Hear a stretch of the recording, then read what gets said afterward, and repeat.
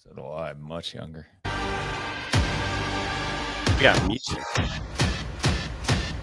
Let's give him something to I should have had glasses and a hat. Timmy. We have zero agenda for this podcast. This is simply, I called Tim and I said, "Hey, you want a podcast?" And I asked a couple members to come on. Because we're doing a little bit of a member focus for our podcast for the next to the end of the year, maybe. And the people that I asked, it's hard to get members to do it because they're so nervous about doing it. Mm-hmm. It's like, oh, I got nothing to talk about. No, I can't. There's people don't want to hear from me. And that's not the opposite. Yeah. So I asked Tim. Tim's like, done. 10 to 30 minutes before the podcast. And we weren't going to do it, but we want to keep a regular session. We want to keep this going on a regular basis. We fell off from Tuesday, but the holiday. Yeah. But our members are, I hear from the community, our members, that they do like listening to this. We get, I don't know, a few hundred views total, maybe. And I think we get more people through all the different platforms. Yeah. Well, through all the different platforms, I probably get I want to say 100 to 250. YouTube gets at least 100. Yeah. And then we get the Apple podcasts and the other podcasts. Those are actually pretty good. That's how I do my podcast. I do it all through the Apple podcast. It's all more than my social media gets. So you're bumping up my numbers. Right. Right. That's why you're so eager to get on, huh? Tim, for those that are new to our podcast, Tim is the owner of CrossFit Palo Alto and is a frequent guest visitor on this podcast and has a salty take on everything that is CrossFit and the community. And that makes it quite entertaining for all of us. Yeah, we have good debates. The first thing you did, by the way, show them what you're drinking. Start right there. Yeah, you cracked it too early. Yeah. It's brought to you by. It was a sound check. I sent him a logo. I made a logo for him for a T-shirt. Oh, is it a Monster? Yeah, it's a Monster. It's CrossFit Palo Alto with a Monster Energy look. Awesome. Yeah, it came out good. Anyway, Tim, I wanted to, with some of the stuff I started out this morning talking to on the phone to Zia, just catching up on everything, all the gossip within the CrossFit community. We can get into that if you want. There's a lot to talk about there. But it is. What is that? I don't know. Getting bots? Yes, we got some new people on. Oh yeah, but this okay. Oh, you know what? I forgot. AI spam bots. No, I paid $50 for increased views to increase that distribution. Did you ask Hiller how to do that? Some views our way. Is that what you did? Is that what? Yeah, I went. So it had like 3 levels. Views. Had 3 levels of. Now you're gonna don't let Hiller find out. There's the $250 version, which will get you like 1,000 views. Then there's the $500 version, and then there's the $5 view. Yeah, there's the $50 one that's just like random. Like you get what you get. Well, we're getting a lot right now. Hello, so reply. Bums and folks. This might be interesting to just throw some stuff up here. Yeah. Buns. Anyway, so who are these people? I don't know. So Tim most bro. Is this my son? Bruh. Yeah. Bruh. So I talked to Zia this morning, Tim, and and she opened with Zia owns CrossFit Counterculture. She's opening up a second location.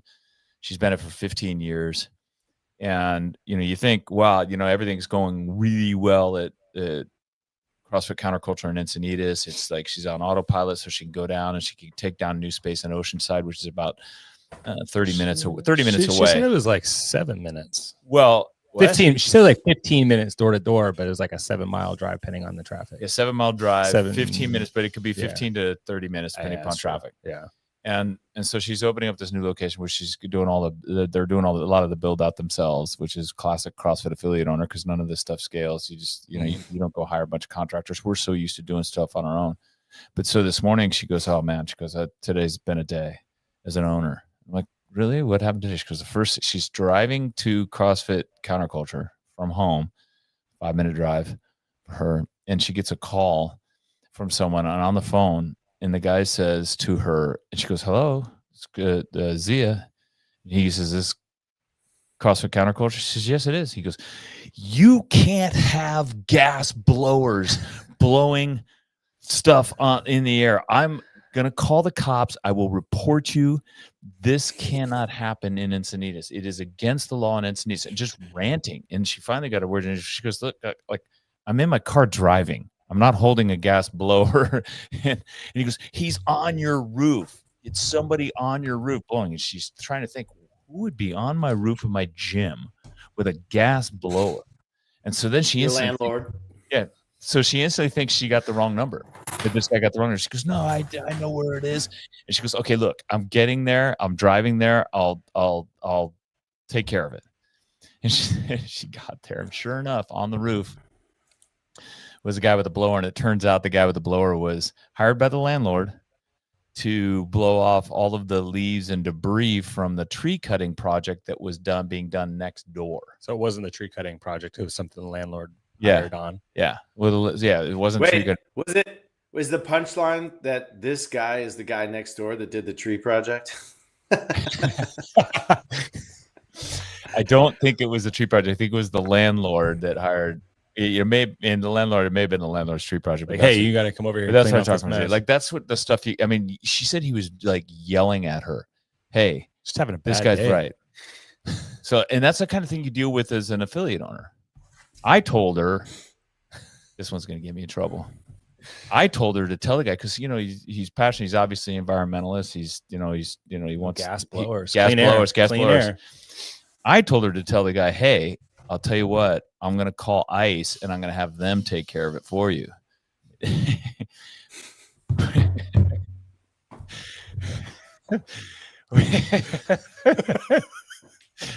But we figured, she said,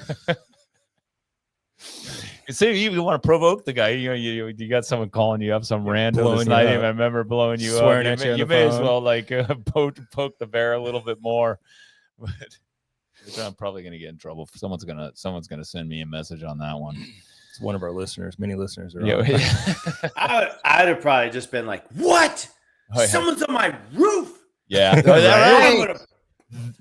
Don't worry, I'll take care of this. See, you can take a lesson from Tim. Exactly. I agree. This is an outrage. It's complete outrage. Yep. And that's how you handle it as a business owner. And then you go and you try and unwind the shit as fast as you can. And that's how we, triage problems like that. But her day gets better. Because I think he said the guy was gonna say he was gonna call the cops, right? Yeah, he said he was gonna call the cops. So she left. Oh, good. She took care of that. And then she comes back. She leaves and she comes back, I think is what she said. But when she came back to the gym, there were 3 cop cars in front of the gym. And she's like, oh no. Like, she was assuming that it was like the cops finally came, 3 cop cars came to take care of the blower on the top of it. But this is Encinitas. Slow day at Encinitas. So what he did was, as she gets out of the car, she realizes it's not for the leaf blower. Someone walking by her gym got bit by a dog that was owned by a member who brought their dog to the gym. No dogs. She has explicitly told everybody, and she has a rule, no dogs at the gym. And this dog bit a 71-year-old man. And so the police came for that. The guy ended up being okay. Just had the kind of he had jeans on, so the dog bit him through the jeans and scratched him. But there was a nurse there. Disease got a nurse on.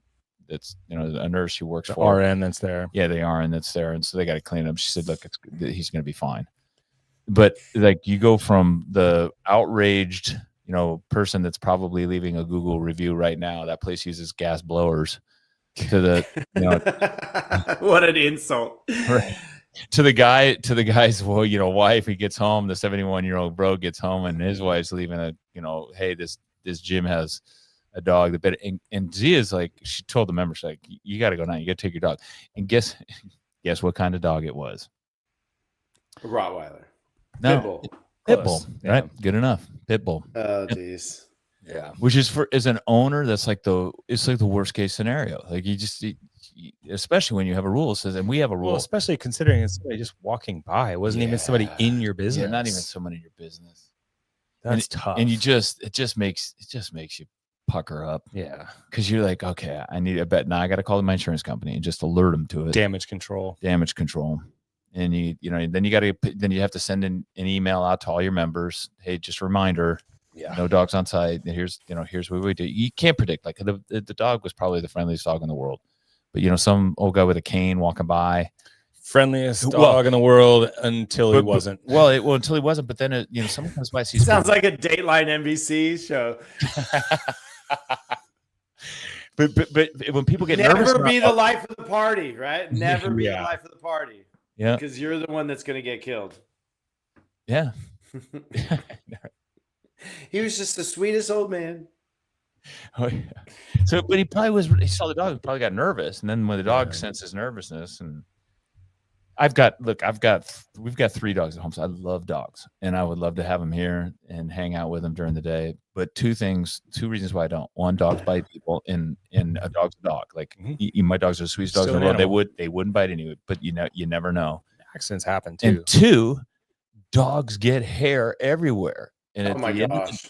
And they just do. Like anybody that knows the dogs knows. And no one wants to do burpees with dog hair on the ground. I don't care how short-haired dog you're. Dog hair, especially if the dog drools a lot. Well, dog drools, and then dogs are walking around outside, and then the bird track. Like the whole thing's just. Don't have dogs at your gym. It's just not your insurance company. CrossFit RRG doesn't want you to have the dog at the gym. And I get it. If it's a service dog. Yeah, I would highly recommend. Unless you're like one of those garage gyms, it's relaxed and fun, obviously, right?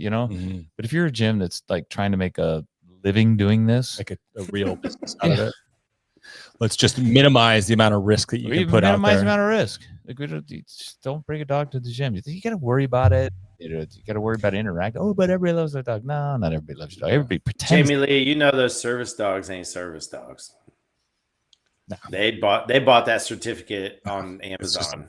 That's just a vest that they bought on Amazon. All right, let me tell you right now. By the way, come on, man. Okay, I mean, we had a coach that had a service dog, so I know that's a thing. To Tim's point, I'm a complete fucking hypocrite because I went to the CrossFit Games, and at the CrossFit Games, you're not allowed to have a dog. And we had in my RV that little chihuahua, my wife's little chihuahua, right? Yeah. And we got and to Tim's point, I bought a little service dog vest. You did actually have that? Yeah, I had a service dog vest for our little chihuahua. He's a service dog. Emotional support animal. Yeah. At the CrossFit Games. Totally viable. Yeah. So again, as always with me, do as I say, not as I do. That's most I tell my coaches that too. So so that was the beginning of her day today, which is just classic. Shout out to Zia. Hope your day is getting better. Hope your day is getting better. I told her I would literally just go home. Oh, that's a wrap. It's like 11 a.m.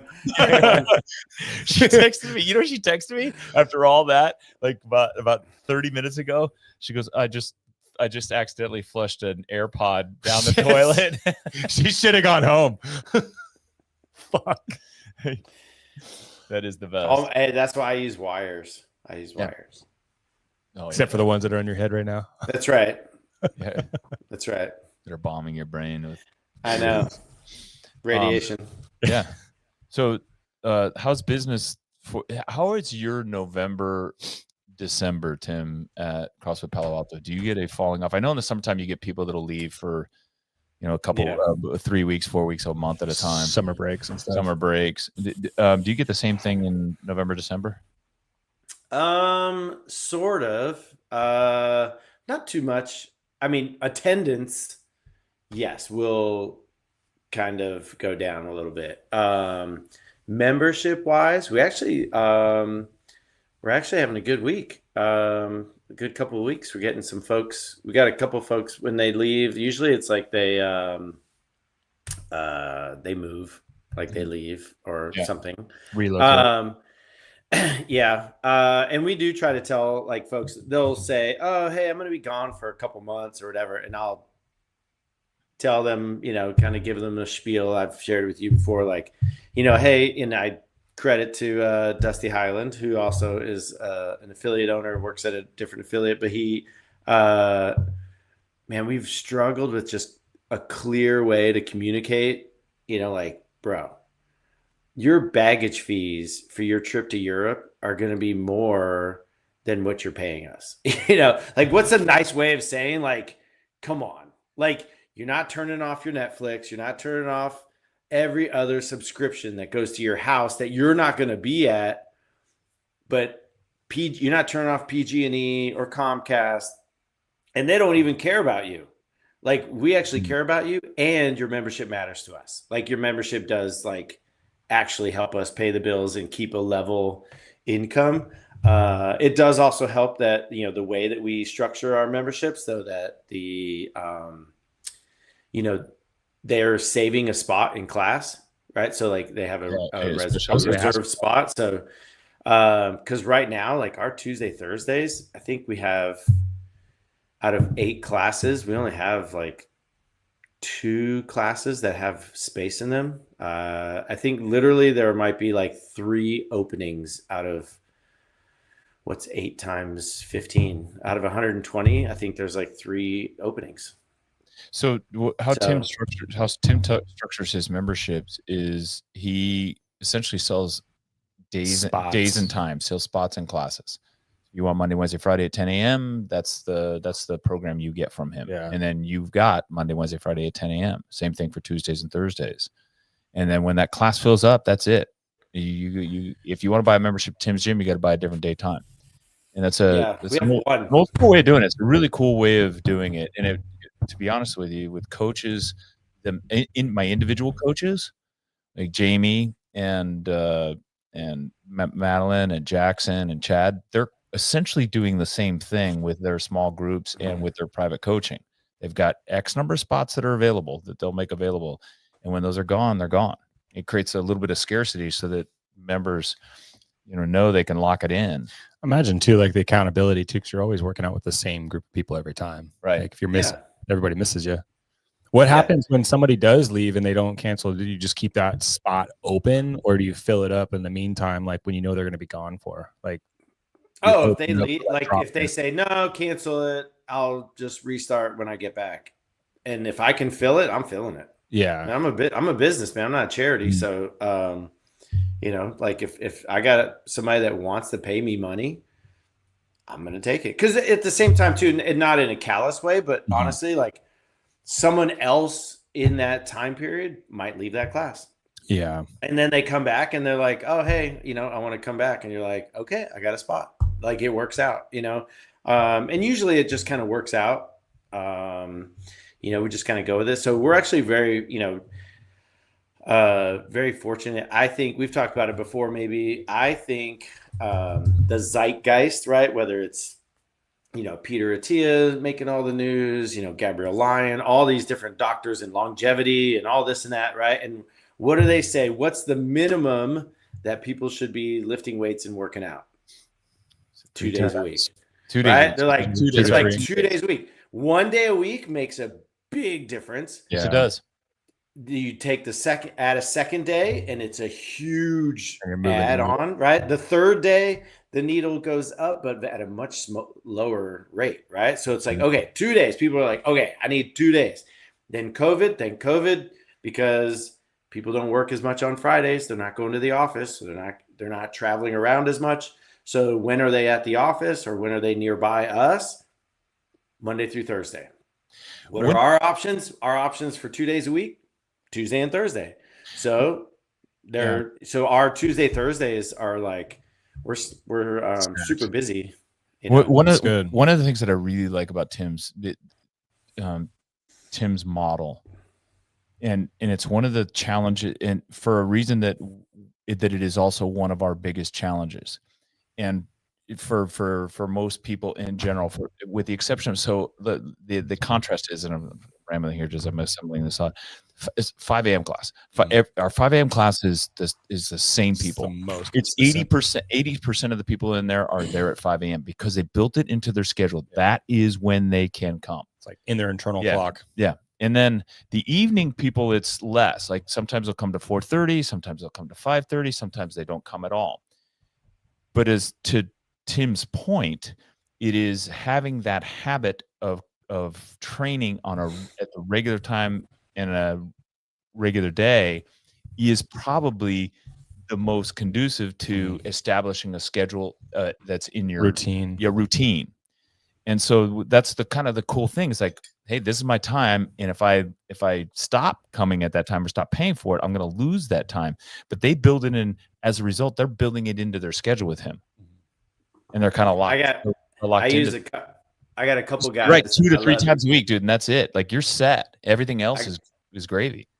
I got a couple guys. I love to point to one when I'm doing the introduction. I'm talking about the schedule, and I point, and I was like, see this guy right here? And he's almost always there. And I'm pointing at the board, and I'm like, see Bill, Tuesday, Thursday, 7 p.m. for the last 15 years.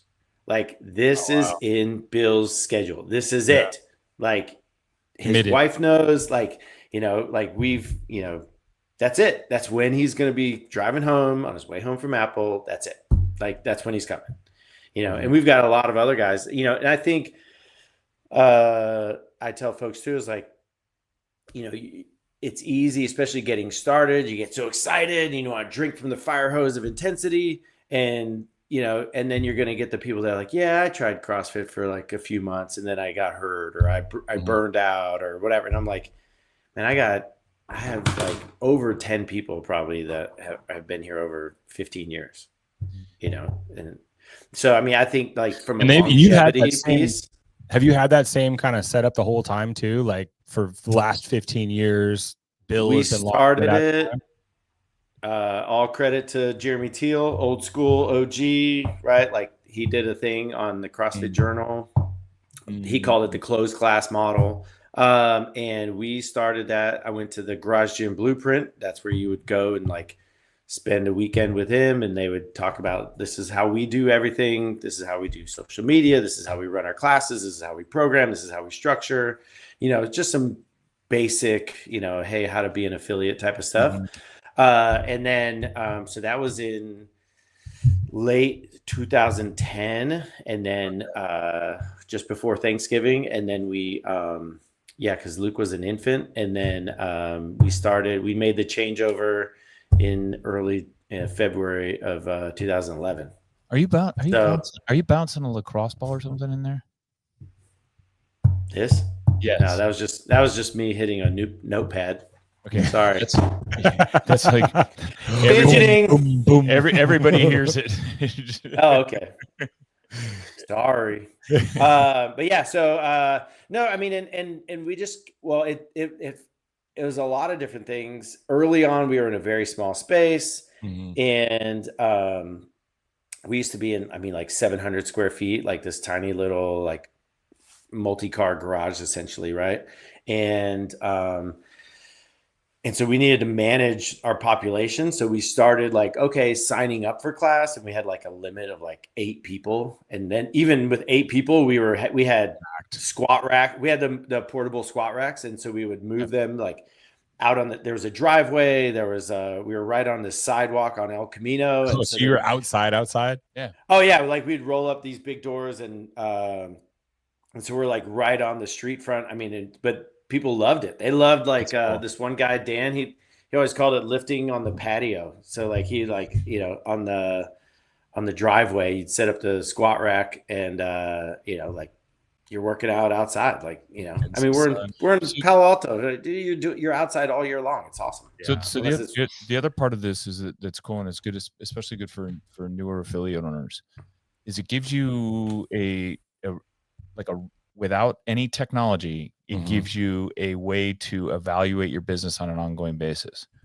I've got 150 class spaces available. Yeah. Or 200 class spaces available. I got to fill those up.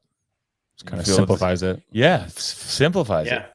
And then also helps you manage, like, okay, I'm falling off, so I need to stack it.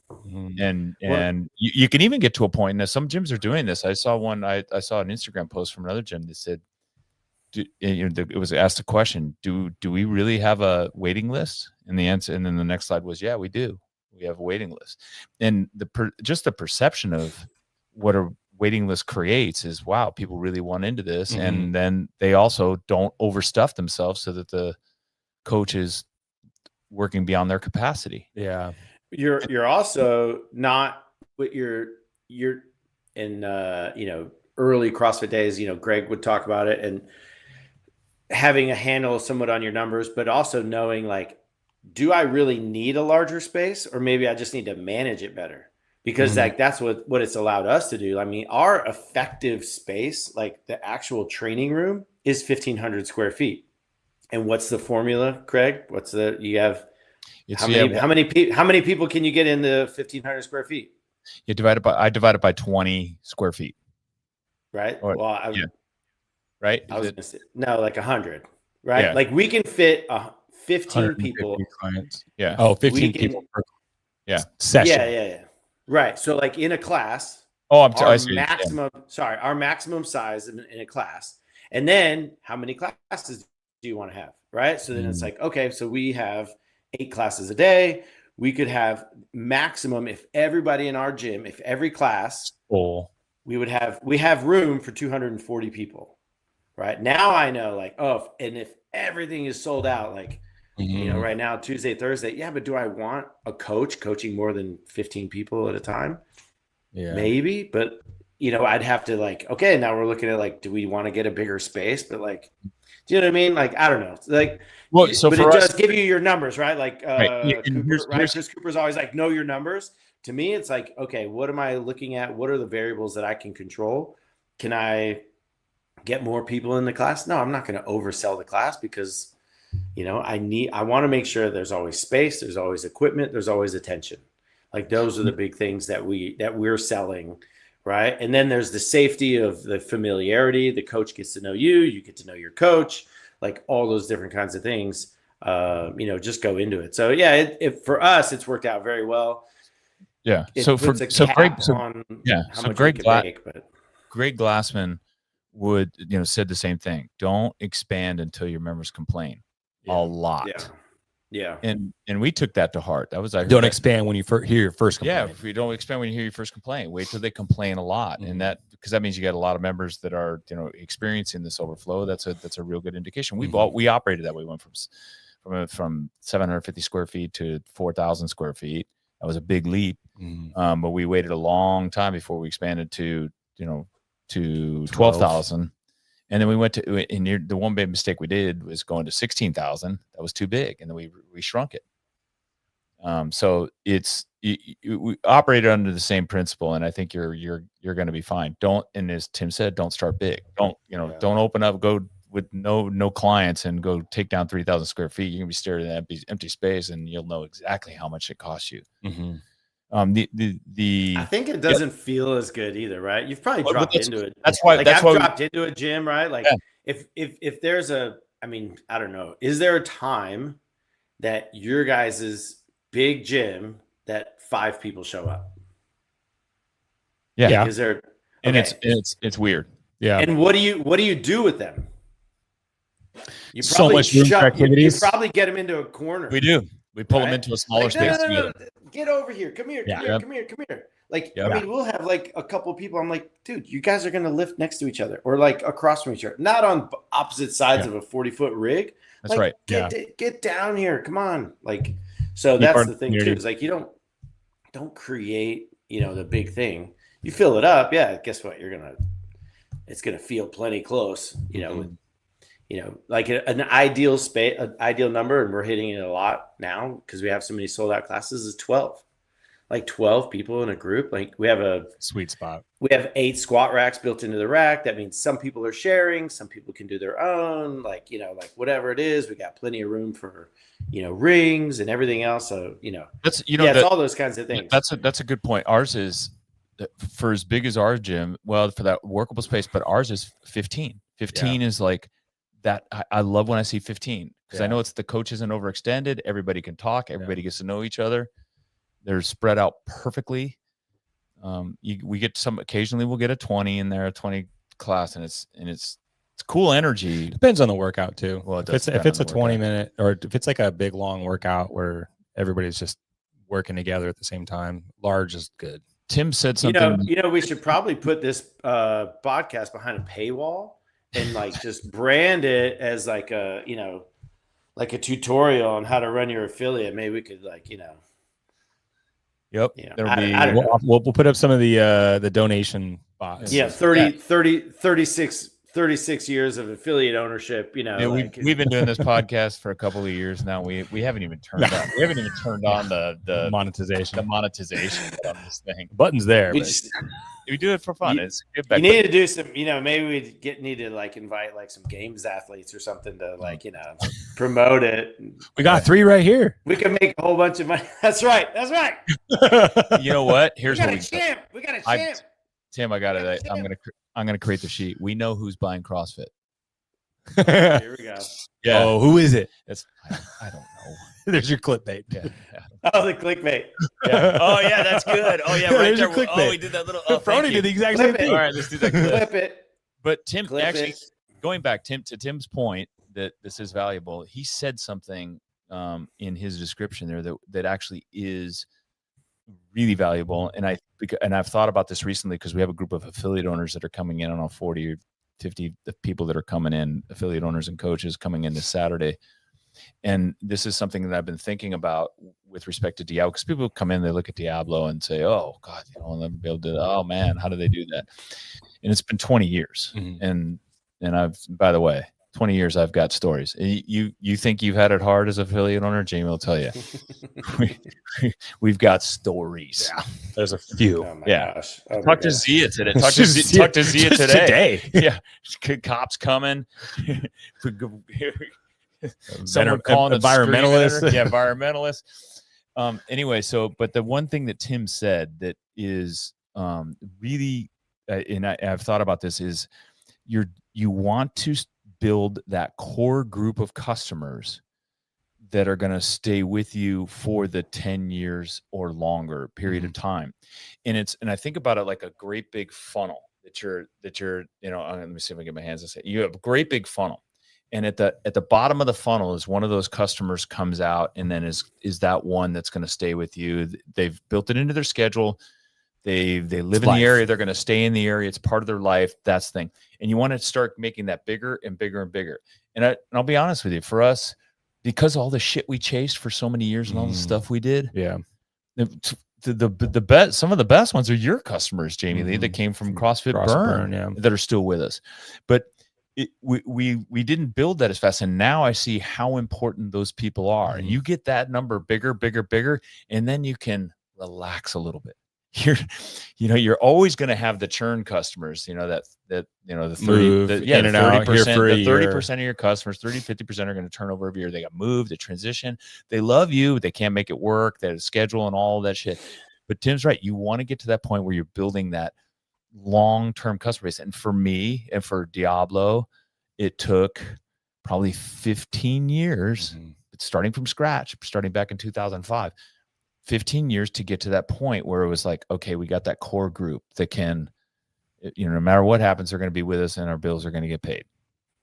And then we try and stack and add another one on every year. If we can add two or three a year. It's because it takes a long time to get those. Oh, you mean like the long-termers, the long-termers, the lifers. Yeah. Yep. And then you make sure that you continue to communicate with them. You continue to provide a great service. You provide great coaching, great facilities. And I actually have like some thoughts on that funnel and how it looked. It starts with you have to have a nice website, and you have to have nice facilities, and you got to have a good schedule of classes. And that's at the top of the funnel. That's what brings people and in. Coaches who care. Well, hang on a second. To start. Oh, you mean to start? Because the first thing they see is your website. I see. Yeah. And to start the funnel. Yeah, to start the funnel. Except when they don't go to the website and they just show up. Okay, we can talk about that because I do want to talk about that. So annoying. That was Tim's day. So and then they move down the funnel where they're going to classes on a regular basis. And what Tim does there is he makes them go to a specific class at a specific time. So he's going to make anybody. I don't make anyone. They choose. They choose. Okay, but it's the only way to get into your class. Yeah, it's the only way to get. So you do make them. So what we do is we allow the customers to choose through that process. And so I got to make sure that I have really good coaches. That's where the coaching comes in. Because then if I have really good coaches, they're going to get better and they're going to make improvements, and then they're going to move to the next level.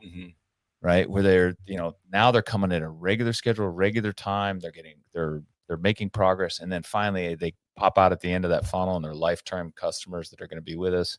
Maybe they get educated, they become coaches themselves, whatever it is. Mm-hmm. But Tim's model works. Anyway, go ahead. One of the fun thing, I mean, I think this is maybe one of the things, this is like another one of those like messages, like nuggets, whatever, like the people that are, starting affiliates, struggling, whatever it is like, you don't know who those people are. Mm-hmm. You don't know who they're going to be. You think that it's the person that's like, oh man. And like they show up in the second week with, Metcons and, they went on the CrossFit site. They got the CrossFit t-shirt. They bought your t-shirt or whatever. They're in. Guess what? Yeah. Maybe a year. Isn't that so true? Like, that's so true. Tim, can you predict them now? Do you know who it's going to be? Oh my God. What are your tells? If 5 people walk in, can you? Nope. I know. Me either. No, I don't think so. Because the first one that comes to mind, I got Cindy, and she came and, not athletic, never done anything like this. Maybe did like aerobics. She came from like a dance background when she was much younger type of thing.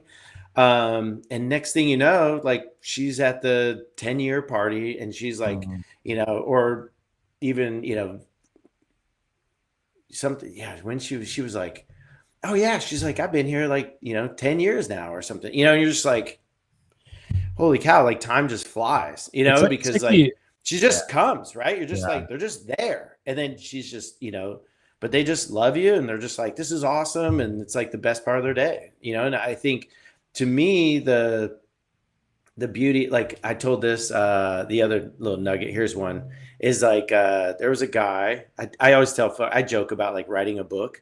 It's going to happen when both kids are gone. And, like, then I'll use, Google, something to, write the book, but, it's good. And I say, I'm not going to change names, right, to protect anyone's identity. So anyway, it's built in your waiver, right?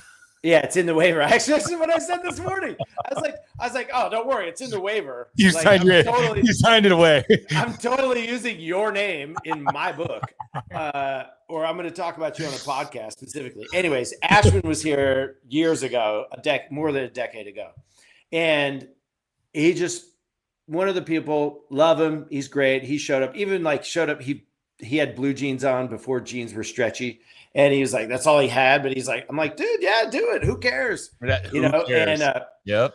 And so, but man, he was the guy that like, which one's a thruster? Yeah. You know, and you're just like, oh, bro, you've been here for 3-4 years. Like, come on. How many dozens of times of thrust, but I had to ask myself. At least a dozen people right now. I know exactly. That's early right now. I know all of those people at Diablo. I had to tell myself, this is the deal I told myself. Like when I was getting into CrossFit, and it would be frustrating, and people, and I was not as easygoing as I am now. But I was like, if I can't teach Ashwin how to do a thruster every single time like it was his first time, then I'm in the wrong business. Like I can't do this, right? Now I tell them also, I'm like, hey, after 6 months to a year, I'm totally giving you crap. I'm still going to show you how, but I'm going to give you grief, right? And they just laugh and they're like, oh, okay, yeah, I know, right? But so I do it. But you got to, I think that's one of the biggest things is like, once you can just accept that, this is like my, it's like Joe Rogan said, accept people as facts. Like this is just how they are. This is who they are. This is what they're going to do. This is, this is what dogs do. Yeah. Pit bulls, whatever. This is what tigers do. Tigers do what tigers do, right? They eat people and they eat other things, whatever. So it's like, you just accept it. If you just accept, like, guess what? People aren't going to remember anything. They're not going to know what to do. And you just have to show them. And can you just do? And it's not their life. They don't care the way you do. It's okay. Yeah, I like that, Jamie. Jamie says it's not their life. Like it is for us. They're here to make it part of their life, but at the same time, they may not be at the same level we are when we're trying to teach them how to do a squat snatch. 100%. And if you can I think if you can accept that for me, and here's another name drop, not that she'll ever see this, Ms. Ray, at Southeast Guilford High School in Greensboro, North Carolina, when she told me in calculus class, Mr. Dymmel, it is not for you to change how math is done.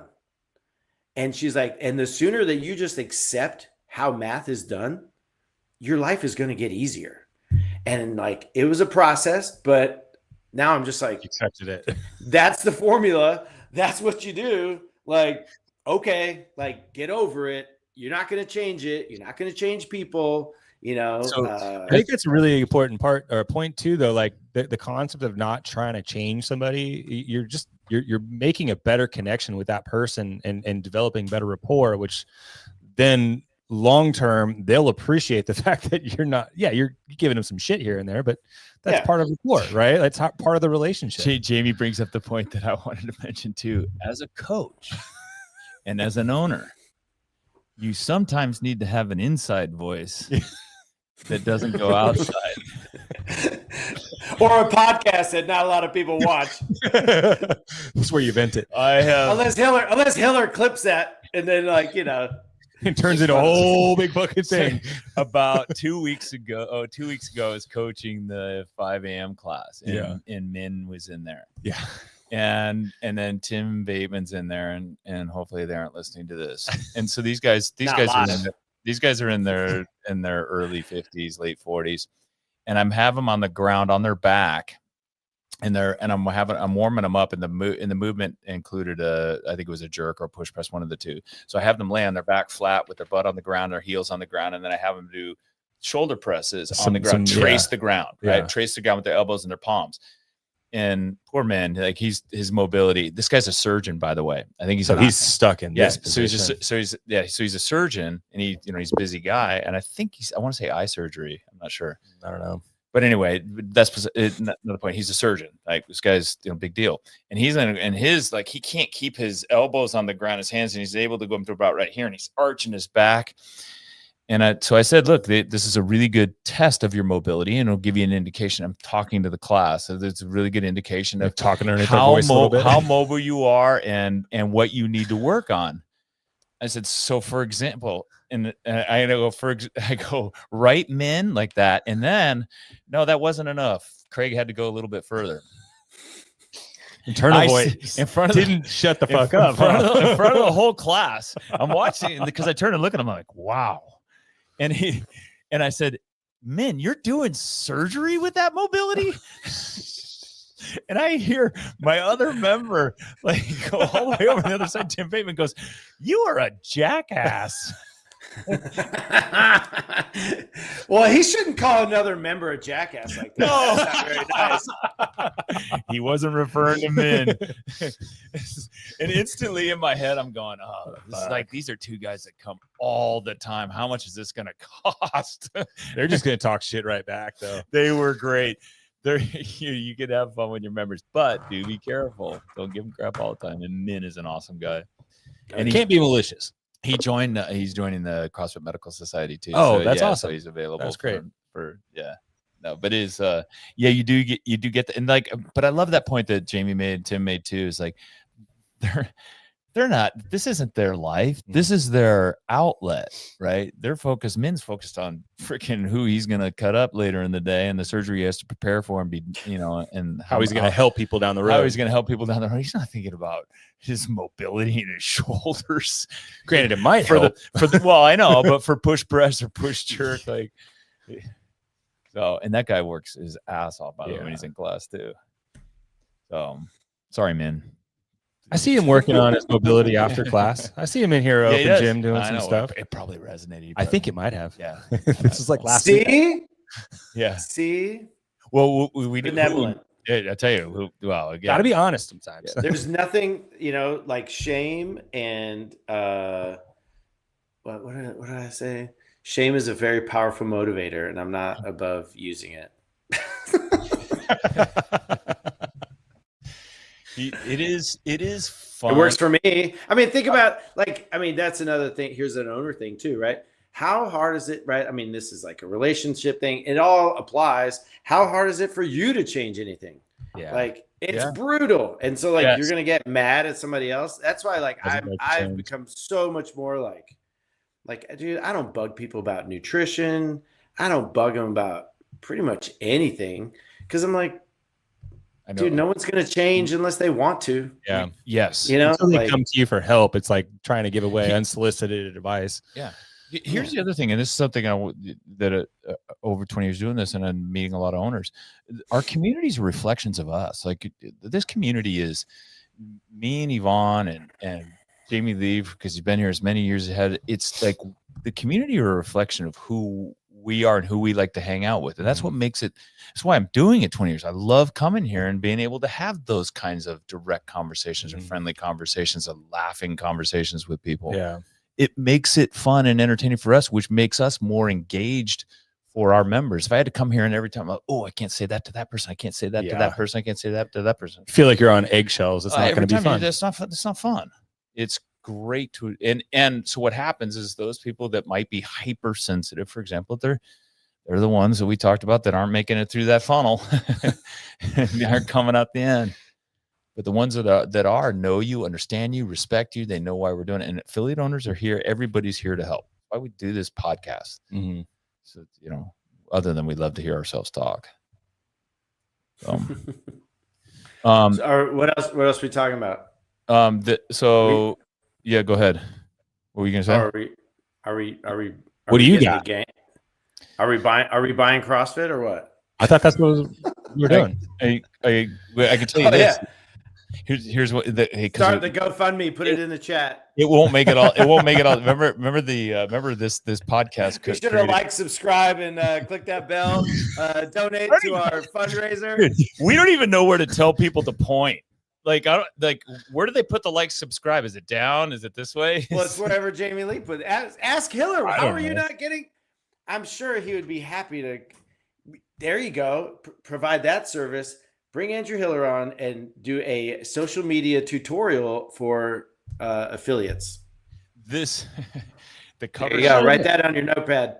By the way, the cover sheet for this podcast was inspired by Andrew Hiller, who made fun of our podcast. When we're talking about CrossFit. That's when you know you've made it. That's when you know you've made it. Yeah, when Hiller mentions this in his podcast, which led to a defamation lawsuit. Yeah. Which is still undergoing. Well, no. I guess it's not really. Are you done? It's done-ish. Their motion for summary judgment got shut down hard. Such a waste of resources. Such a waste of and time and energy and everything else. And does he know that? Does he know that that led to you getting sued? Hiller knows. He does. Yeah, Hiller knows. He and I had a conversation. Shit, I wonder how many times he's been sued. Oh. The first thing he said was it true? I said yes. He goes, you got nothing to worry about. Yeah, exactly. Same thing my attorney said. Got nothing to worry about. It's true. Yes. Problem solved. Oh my god. Right, problem solved. Yeah. Expensive for somebody. I haven't been sued. Yeah. I haven't been sued. Knock on wood. Yeah, knock on wood. Yep. I have had the cops. You actually thrown out a bunch of name drops, though. Dude, you did throw a bunch of names out. Seriously, knock on wood. I have had the cops show up a bunch for various things over time. We've had, some people think Chris Cooper did a podcast I was listening to because it was a review of businesses and the outlook for the future for business. By the way, the industry is expected to grow big time. Everybody's saying that 124. Yeah. Last year was the industry was, or this year it's projected to be at like 120 billion in the entire fitness industry. Okay. Yeah. And then it's expected to grow to $330 billion. It was, what is it? What was it now? You said 120? Yeah, it's 120 billion. It's expected to go to like over double. No, I'm sorry. It's expected to grow to 234, almost double in the next 10 years. The next 10 years. Gentlemen, congratulations. You are a part of that. 8.8. You've done a great job.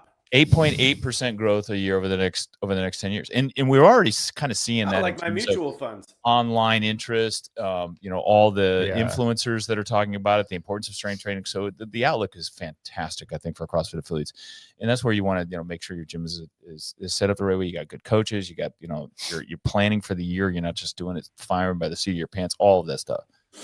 And so it bodes very well, which would indicate why people are probably, there are some people that are interested in CrossFit and acquiring CrossFit for their investment For the portfolios. potentials.